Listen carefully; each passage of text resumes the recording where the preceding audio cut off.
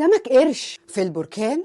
زي ما سمعت كده لقينا سمك قرش جوه بركان. الموضوع بدأ سنة 2015 لما العلماء اكتشفوا بركان نشط تحت المية جنوب شرق جزر سليمان في المحيط الهادي. البركان ده اسمه كافاتشي. كل من 5 ل 10 سنين البركان ده بيحصل له انفجار، بيثور، بيطلع من جواه الماجما دي تطلع تبرد من مية المحيط تكون جزر مؤقتة. حلو؟ لا مش حلو، لان انا زي ما قلت لك كده سنة 2015 فريق علمي من نوا وهي الإدارة الوطنية للمحيطات والغلاف الجوي نزلوا غواصة عشان يستكشفوا البركان اللي تحت المية. والمفاجأة أسماك قرش عايشة في المنطقة اللي حوالين فوهة البركان.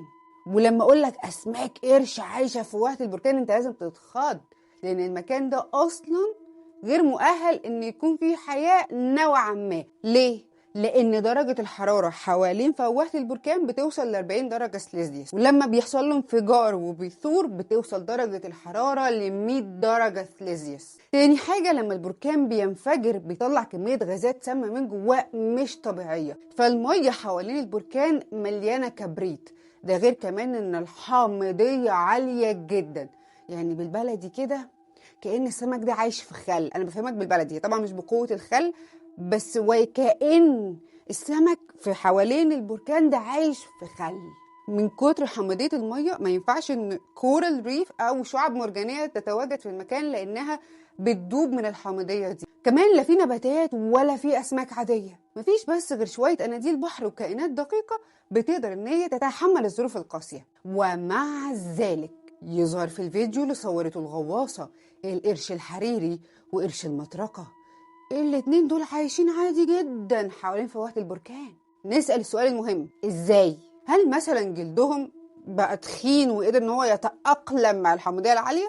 هل مثلا في بكتيريا عايشة معاهم في المكان بتساعد اسماك القرش دي ان هي تعيش عادي؟ والله ما نعرفش، لسه العلماء بيدرسوا الموضوع. هيطلع حد كده يقول لي معلش هو انا مالي؟